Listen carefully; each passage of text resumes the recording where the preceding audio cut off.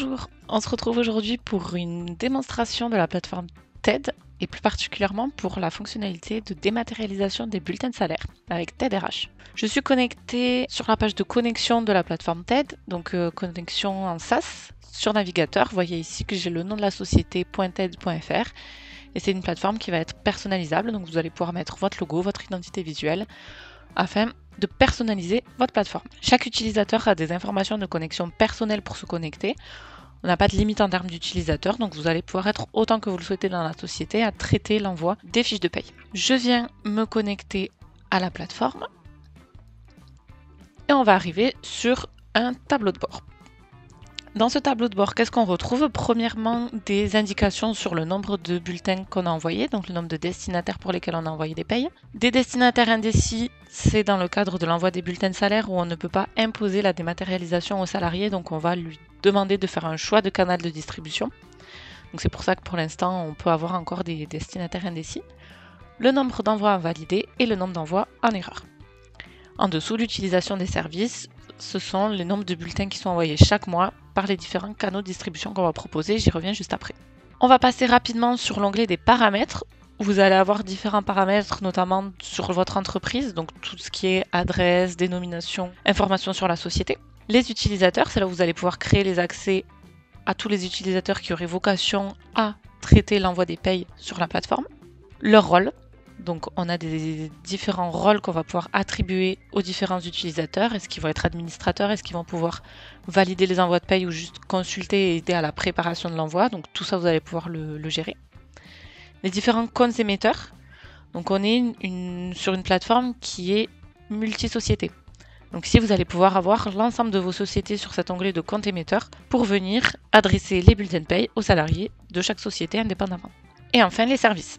Les services, je vous en parlais tout à l'heure, on est également sur une plateforme qui est multicanal, dans laquelle on va pouvoir envoyer des bulletins de paye directement dans des coffres-forts Digipost pour les salariés, par courrier, donc en dématérialisation ou en rematérialisation avec notre partenaire Maileva, et également de la remise en main propre pour les salariés qui souhaiteraient encore rester en gestion interne dans l'entreprise. Une fois qu'on a dit ça, on va passer à la simulation d'envoi. Donc en 3 grosses étapes, je vais venir préparer un envoi, ajouter des pièces jointes et valider cet envoi vers mes salariés. Pour préparer un envoi, je vais déposer un fichier au format PDF sur la plateforme. Et la plateforme va identifier automatiquement le document que je dépose. Hop, c'est celui-ci. Et grâce à un format de document que j'ai fait auparavant, la plateforme identifie que dans ce carré bleu ici, j'ai l'adresse et le nom du salarié, ici la période de paye, ici le numéro de matricule, l'adresse mail, etc. Et vous voyez, j'ai tous mes bulletins les uns à la suite des autres. La plateforme va le découper unitairement, ce fichier, pour avoir un bulletin par numéro de matricule. C'est vraiment l'identifiant unique qu'on va utiliser nous pour découper les bulletins. Et vous voyez ici que mon compte émetteur, c'est bien ma société chaise pliante et que je pourrais avoir autant de comptes émetteurs que je le souhaite en fonction de mes sociétés. À l'étape suivante, une étape de contrôle, je m'assure que les bulletins ont bien été découpés unitairement. Donc sur la page 1, j'ai bien le bulletin de Monsieur Jean Pousse. Je peux traiter des bulletins qui font 2-3 pages, ça n'a pas d'impact. La plateforme va l'identifier automatiquement pour découper les payes. Et je passe ensuite à une étape de transfert, où là je transfère les bulletins PDF que j'ai récupérés de mon logiciel sur la plateforme TED. Je ne suis pas encore à l'étape où j'envoie les bulletins à mes salariés. Donc là, on voit que j'ai déposé 10 bulletins, j'ai bien 10 destinataires qui ont été identifiés. Comme c'est le premier envoi, j'ai 10 destinataires qui sont indécis, ils n'ont pas encore fait leur choix de canal de distribution. Et j'ai un envoi à valider. Avant d'aller valider cet envoi, je vais venir ici sur l'onglet « Ajout de pièces jointes », l'onglet dans lequel je vais pouvoir ajouter des pièces jointes aussi bien nominatives, donc des soldes de tout compte par exemple pour tel ou tel salarié, ou des pièces non nominatives. Des notes d'information sur la société, des notes d'infos sur la mutuelle, des invitations à la fête de fin d'année, peu importe. Donc on vient sélectionner toujours pareil les documents au format PDF. On passe à une étape où on va sélectionner le numéro de matricule pour que la plateforme rattache automatiquement les bonnes pièces au bon salarié. À l'étape suivante de contrôle, je vais pouvoir contrôler que les pièces jointes sont associées au bon bulletin. Et comme pour les bulletins, je transfère sur la plateforme, c'est pas encore parti vers mes salariés. Une fois tous les dépôts faits, je vais pouvoir venir ici dans une étape de validation des envois. On voit l'envoi que j'ai créé aujourd'hui avec l'ensemble des salariés, le nombre de documents, donc ils en ont 2, le document principal, le bulletin et la pièce jointe que j'ai déposée. Et puis, les différentes méthodes de remise. J'ai des salariés pour lesquels je ne connais pas d'adresse mail pour leur envoyer l'email de choix de canal de distribution. Donc automatiquement, ça va partir par défaut en courrier le temps que je récupère les adresses. Et puis pour ceux pour lesquels j'ai les adresses mail, eh bien, on voit directement que c'est l'email d'invitation à faire un choix de canal de distribution. On va voir comment ça se passe côté salarié juste après. Imaginons que je m'aperçois que sur le bulletin de Jaco, j'ai une erreur. Je vais pouvoir prévisualiser son bulletin. Attester qu'il y a bien une erreur sur le bulletin. Je retrouve d'ailleurs le document qu'on lui a joint. Et je peux aussi, à cette étape, ajouter des pièces jointes. Et si je ne souhaite pas du coup envoyer ce bulletin avec tous les autres, je peux annuler l'envoi uniquement de cette enveloppe.